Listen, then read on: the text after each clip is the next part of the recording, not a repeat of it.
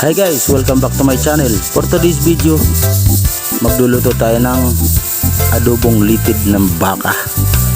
So medyo makunat ito guys, kaya kinakailangan muna nating i-pressure cooker for about 40 to 50 minutes nang sa gayon makuha natin yung lambot ng ating litid ng baka. At habang nagpapalambot tayo ng litid ng baka guys, magpiprepare na tayo ng mga sangkap na gagamitin natin. So meron lang tayo ditong bawang at sibuyas.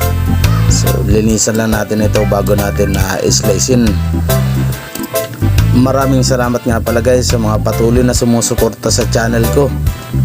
Sana soon lumago rin tayo at ma-reach natin yung 1K na subscriber. Sana guys.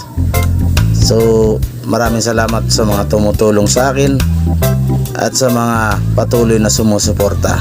So tara, umpisa na natin yan guys, ang ating pagluluto.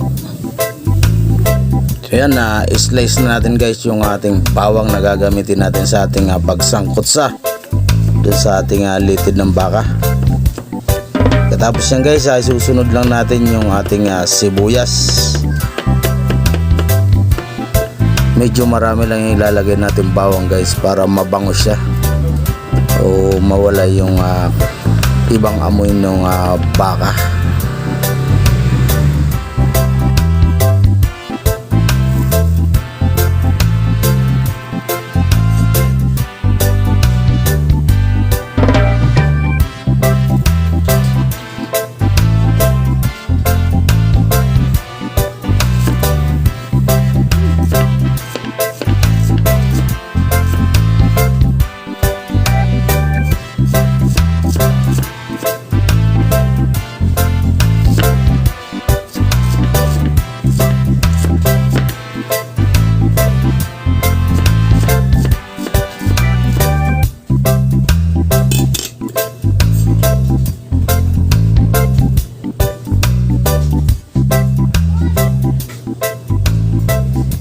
So yan guys, tapos na tayong mag-slice ng ating bawang at sibuyas.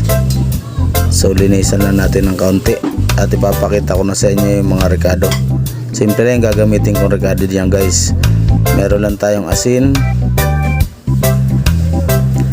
siyempre mantika, paminta, dato puti na suka, at siyempre gagamit din tayo ng Ajinomoto at kaunting asukal guys.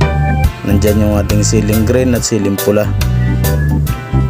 At hindi mawawala guys yung ating laurel, isa sa mga nagpapatanggal ng kakaibang amoy ng baka. At ito na nga pala yung ating litid ng baka na pinakuluan guys. Yan, malambot na siya guys. So tara, start na tayo magluto guys. Painit lang tayo guys ng kawali. Pagkatapos yan, pag mainit na, sunod na natin yung ating mantika.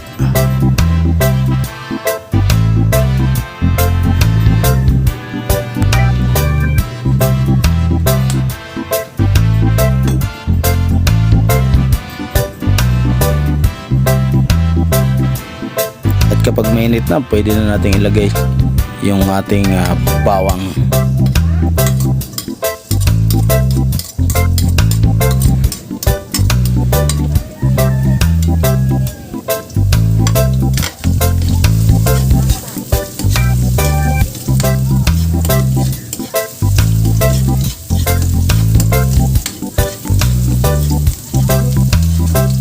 Halo-haloy lang natin to guys hanggang sa mag golden brown yung bawang.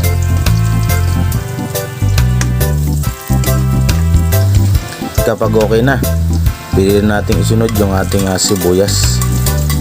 Same procedure lang yung gagawin natin. Haloin lang natin siya guys hanggang sa makuha natin yung tamang luto ng bawang at sibuyas.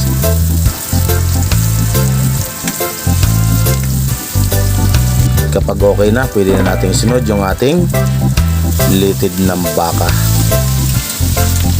na ating pinalambot gamit yung ating pressure cooker. Pagkatapos isasangkot lang natin siya guys. Bagyang sangkot sa lang yung gagawin natin dyan. Pagkatapos pwede na tayong mag-add ng ating mga rekado guys. Bubuhos ko na yung ating toyo. Depende na yun sa inyo kung gaano karaming toyo yung ilalagay nyo, pero dapat yung tama lang. Pagkatapos yung suka, pasensya na kayo guys, hindi ako gumagamit ng sukatan dahil puro tansya lang yung ginagawa ko. Then mag-add lang ako ng tubig. Nang sa ganun, pag hinalo natin yung ating litid ng baka, ay matanggal sa pagkakadikit dun sa ating kawali dahil sa ating pagsasangkot sa. Tutuloy lang natin yung paghahalo hanggang sa ma-absorb ng ating litid ng baka yung ating toyo at suka na inilagay.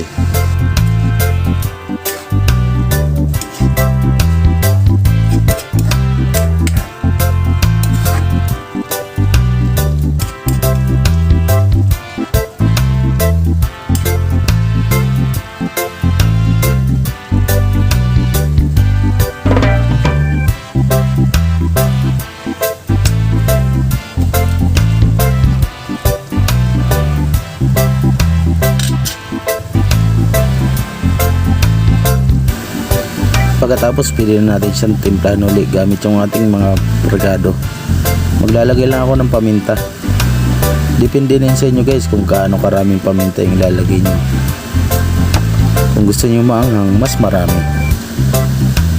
Pagkatapos mag-add lang tayo ng kaunting asin. Yung kaunting-kaunti lang kasi may gumamit na tayo ng toyo.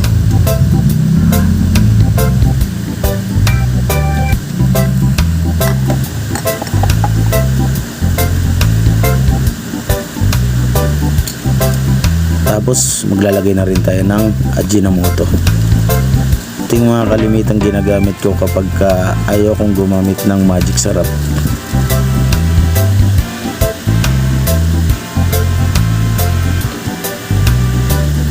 Pagkatapos yan, halo-haloy lang natin siya guys.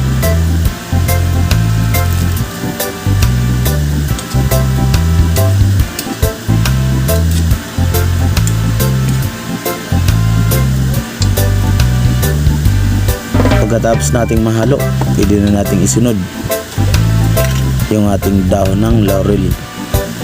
Kasi ito si nagpapawala ng amoy o nung kakaibang amoy ng ating baka. 4 or 5 piraso pwede na kapag ganito lang karami yung lulutuin nyo guys.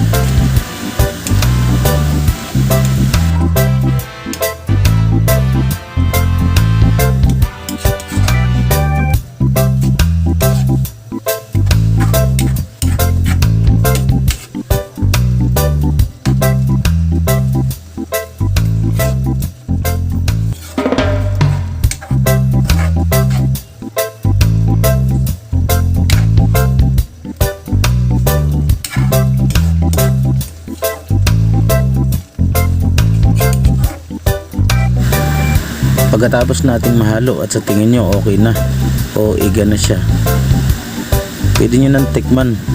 Nang sa ganun ma-adjust nyo yung lasa na gusto nyong maging lasa ng inyong adobo. Para sa akin okay na yung ganitong lasa. Pagkatapos mag-a-add lang tayo ng kaunting sugar guys. Yung kaunting-kaunti lang, huwag namang masyadong marami.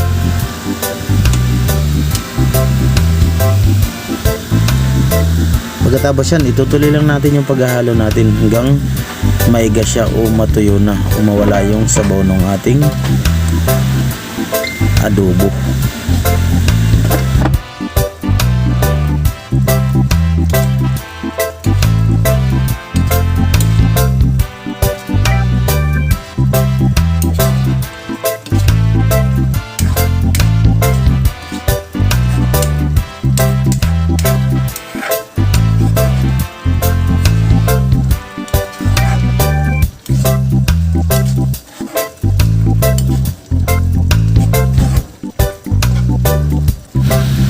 So yan, pagka ganyan na natuyo na, pwede na tayong mag-add ng ating siling green at siling pula.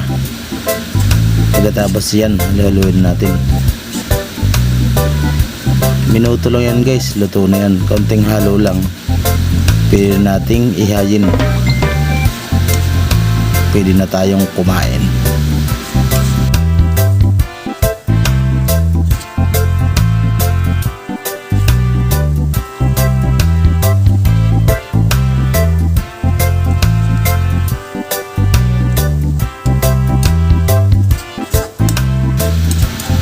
So yan na guys, luto na yung ating adobong litid ng baka.